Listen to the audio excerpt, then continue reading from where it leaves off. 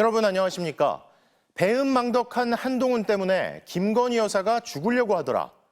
국민의힘 전당대회를 앞두고 김대남 대통령실 전 선임 행정관이 이런 내용을 얘기하는 녹취가 추가로 공개됐는데, 그러면서 김건희 여사를 둘러싼 공천 개입과 고발 사주 의혹이 국민의힘 당무 개입 의혹으로까지 번지는 모양새입니다. 한 후보를 공격하면 다름 아닌 김 여사가 좋아할 거라며 김 전 선임 행정관이 건넨 내밀한 정보가 실제로 보도됐고, 친윤 후보가 한 후보를 공격하는 소재로도 쓰였기 때문입니다. 첫 소식 손하늘 기자가 보도합니다. 김건희 여사 문자 무시 논란과 무차별 폭로전으로 분당대회라는 오명을 썼던 국민의힘 전당대회. 최대 승부처 중 하나였던 부산, 울산, 경남 합동연설회를 마친 직후 김대남 대통령실 전 선임 행정관이 서울의 소리 이명수 기자에게 전화를 걸었습니다. 내가 한동훈에 관련돼가지고 나온 얘기가 있어가지고 내가 은밀히 내가 전화할 테니까 잘 기억해놨다가 어떻게 좀 공격할 방법을 찾아봐.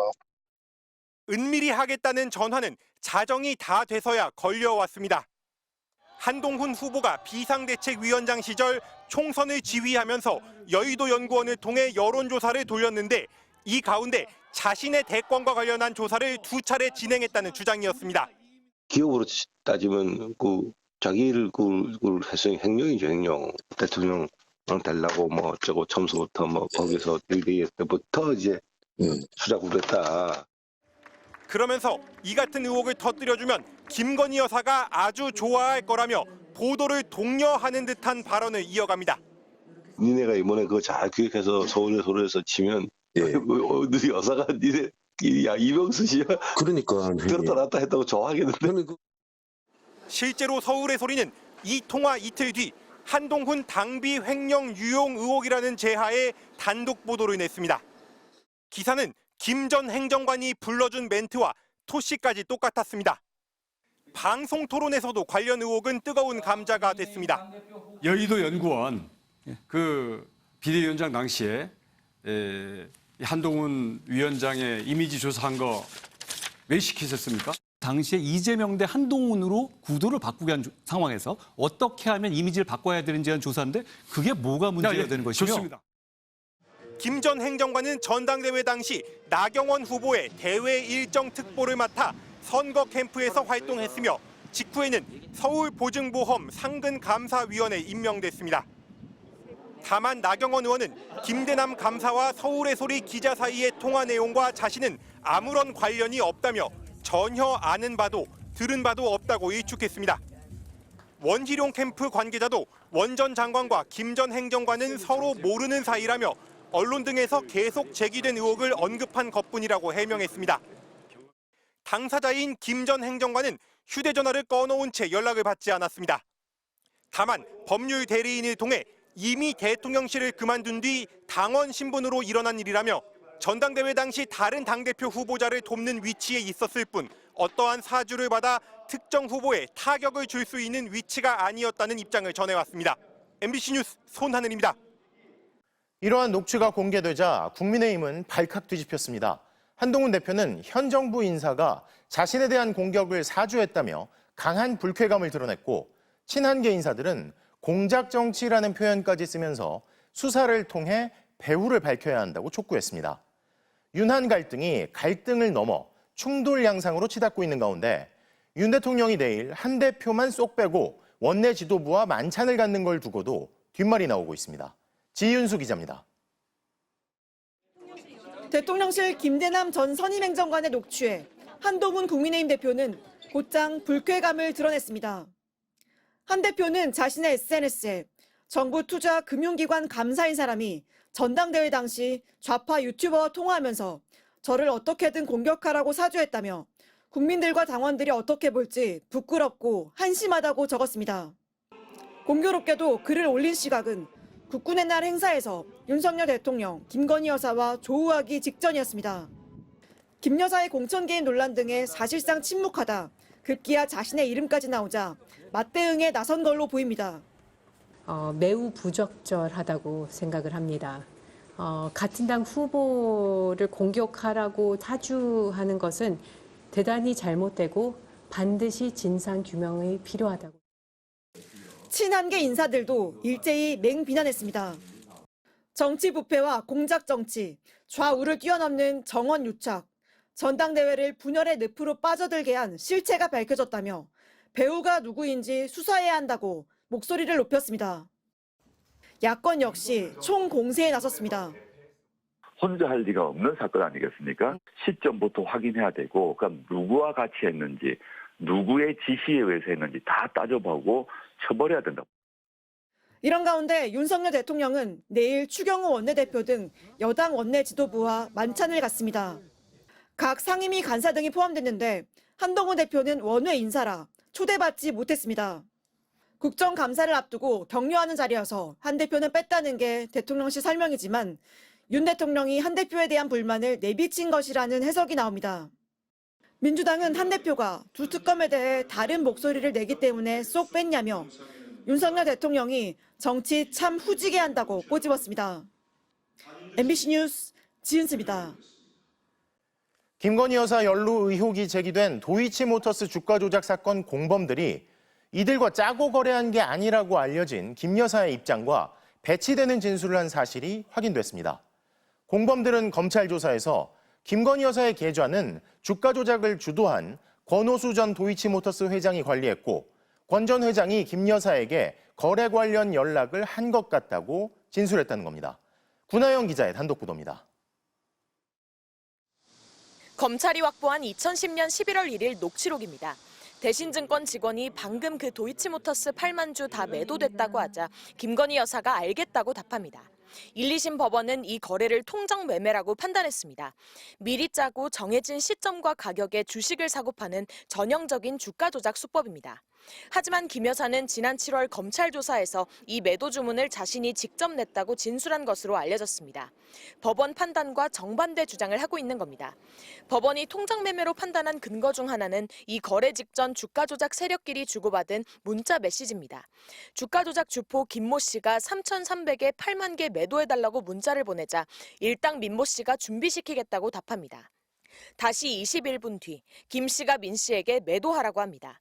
검찰이 이때 거래를 제시하며 김 여사 계좌는 누가 관리했냐고 묻자 주포 김 씨는 민 씨 대화를 보면 권오수 같다고 답합니다. 주가 조작을 주도한 권오수 전 도이치모터스 회장이 김 여사 계좌를 관리했다는 겁니다. 검찰은 민 씨에게도 같은 질문을 했습니다. 준비시키겠다는 게 누구냐고 했더니 이종호 씨일 가능성이 있다고 볼 수 있다고 했습니다. 이 씨는 미등록 투자자문사 블랙펄 인베스트 대표로 법원이 주가 조작 컨트롤타워 역할을 했다고 판단한 인물입니다. 또 이종호 전 대표가 권오수 전 회장에게 연락해 권 전 회장이 김 여사에게 연락하는 구조냐고 물었더니 민 씨는 추정을 함부로 할 수 없어 답변 드리기가 어렵다면서도 맞을 것 같다고 했습니다. 연락이 이종호, 권오수, 김 여사로 이어지는 것 같다는 겁니다. 항소심 재판에서도 검찰은 권 전 회장과 김 여사 간 의사 연락이 있었다고 했습니다. 반면 김 여사는 자신이 직접 매매했다며 법원 판단도 반박하고 있는 상황이라 검찰이 어떤 물증을 쥐고 있느냐에 따라 김 여사 처분 방향도 결정될 것으로 보입니다. MBC 뉴스 구나인입니다. 이런 가운데 김건희 여사가 도이치모터스 주가 조작 일당과 소위 패밀리로 묶여있다는 진술도 나왔던 것으로 드러났습니다. 재판 과정에서 주가 조작의 주포, 즉 총책이 김건희 여사와 도이치모터스 전 회장 등이 한 배를 타고 있다는 취지로 진술했다는 겁니다. 이어서 유서영 기자입니다. 도이치모터스의 주가 조작 주포 김 씨는 BP 패밀리란 말을 종종 썼습니다. BP란 주가 조작 세력들의 본부 역할을 한 블랙펄 인베스트의 약자입니다. 주포 김 씨는 일당에게 내일 아침에 BP에 갈 거란 문자를 보내기도 했습니다.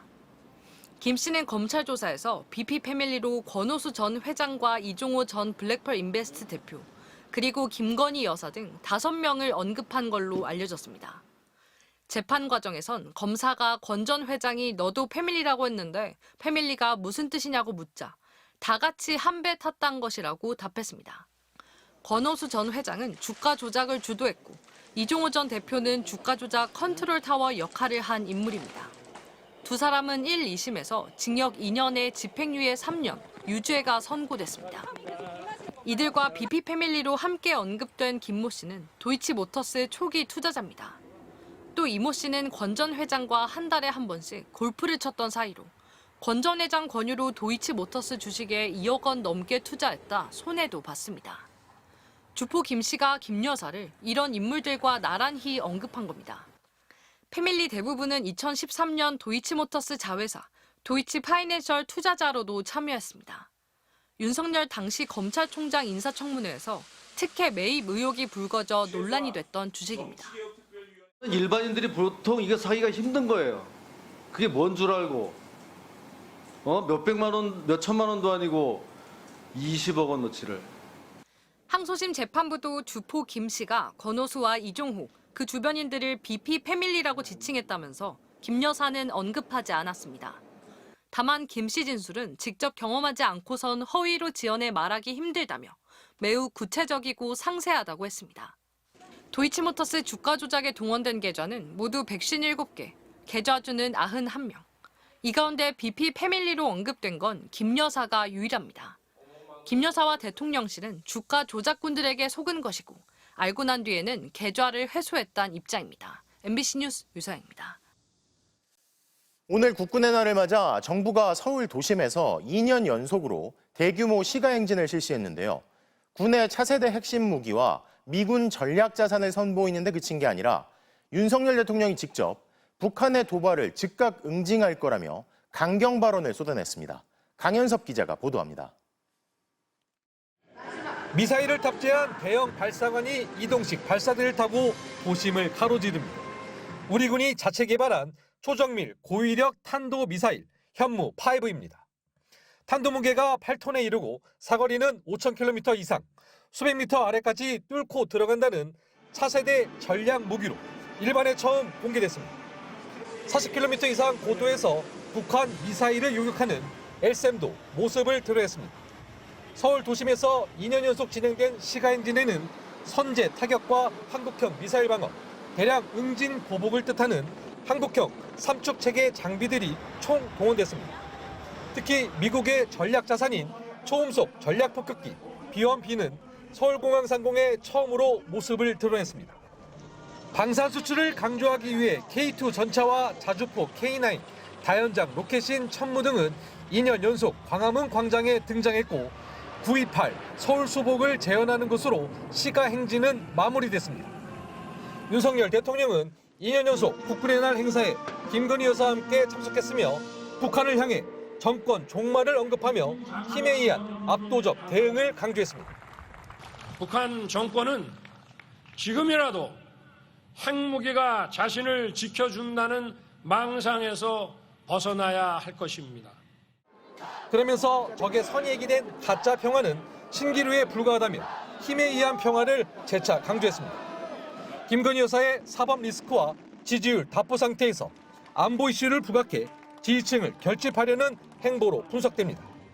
특히 2년 연속 시가행진은 전두환 정권 이후 40년 만으로 군사정권 시절의 잔재라는 지적과 예산 낭비라는 비판이 잇따르고 있어 내년에도 시가행진이 진행될지는 불투명한 상황입니다. MBC 뉴스 강현서입니다.